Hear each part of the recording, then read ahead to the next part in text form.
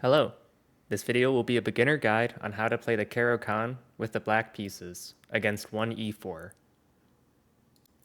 The Caro Kann begins after white plays one e4 and respond with the move c6 with the idea that we want to set up d5 on move 2. Typically white is going to respond with d4 and then we as black will play d5. Now from this position, white can play several different moves that will all branch into different variations that you can see in the timestamps of this video. I also included the play rates of each of the different variations, so you can decide how much time to devote into studying each one if you decide to play the Caro Kann. The first variation I'm going to take a look at is the exchange variation, where white plays e takes d5, exchanging the pawns. After we take back, our game plan with the black pieces is very straightforward. We're going to develop our knights, get our bishop out, push our pawn, and then castle. It's pretty straightforward. An example variation can continue knight c3, knight f6, knight f3, knight c6, bishop b5, bishop g4, castles, d6, say bishop g5, we could even just go bishop b4. There's a lot of different ways to play out this position, but the way you develop your pieces is pretty straightforward. Game plan wise, we can eventually play the move e5 once we castle. We can also potentially push on the queen side for space. But from here, the position is pretty flexible, and you can play in several different ways. The next variation I'm going to take a look at is known as the old main line, where white defends the pawn with either one of these knight moves. In this position, I recommend that we take the pawn if we're ever given the chance. And after white recaptures, we can play the move bishop to f5 to attack the knight. After knight g3, we can move our bishop back. And for example, a position like this, we can play e6 to open up our bishop. Eventually, develop our knights, put our bishop wherever we feel like it, castle, and then once again, our game plan in this position can either be to play c5 or e5, depending on whichever way white castles. Again, the position is very solid and very flexible. So this position, I think, is a very good starting point to play for if you're able to get it out of the old main line. The next variation I'm going to be talking about is a very rare one with only a 3% play rate at the beginner level, and it's called the fantasy variation, where white plays the move f3. In this position, as I mentioned before, we're going to take this pawn if available. And after white recaptures, we have to remember a critical move here, e5. Typically, white's going to defend with a move like knight to f3, and we can pin the knight with bishop to g4.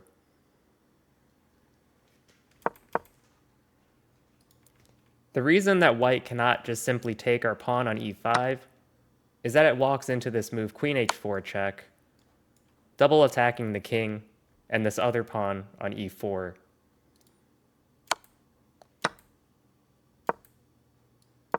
But from this position, this is as far as I would memorize as a beginner, considering that the fantasy variation is going to be very rare, and it will be something that you look into later on as you play this more later on in your career.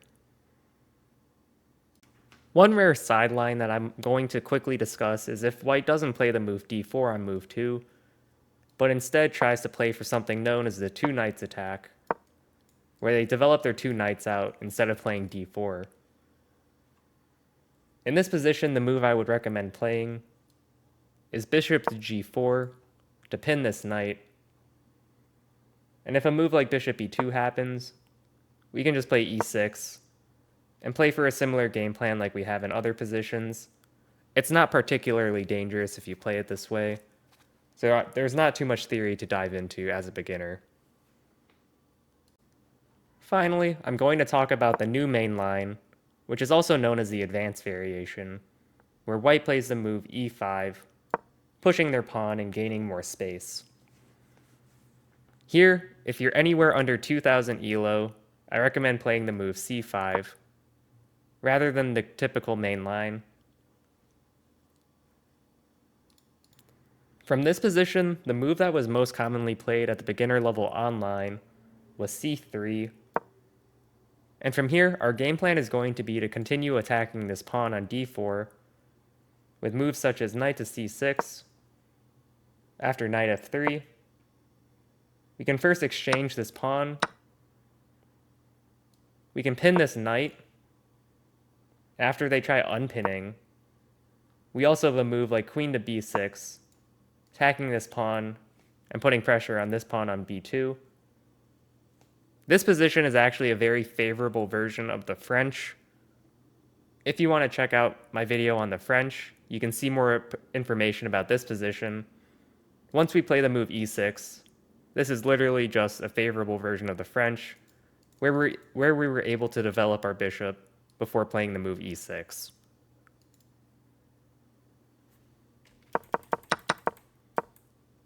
If the move c3 isn't played, but instead they take our pawn, the move here I recommend playing is knight to c6 to immediately put pressure on this pawn.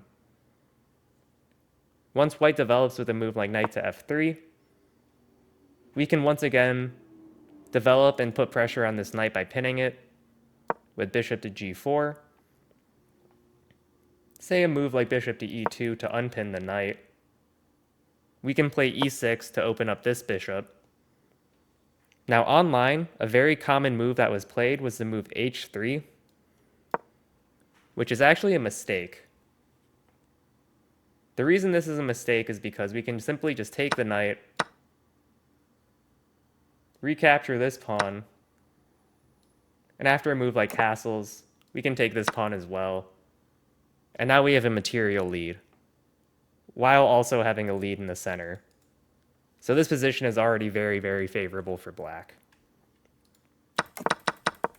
If the move h3 isn't played but castles is played instead, we can simply just recapture our pawn on c5 while developing the bishop. Eventually, this knight can come out to e7 and then g6 to put pressure on this pawn. And this pawn can become a weakness that we can try to attack with moves like queen to c7, possibly bishop to d4 at some point. And yeah, that's the general game plan for this position. Once you get this pawn, you can eventually push these pawns on the queen side. But this position is already very favorable considering how solid it is, and the lead we have in the center already. The Caro Kann is a very solid choice for black that also leads to tactical opportunities and favorable positions.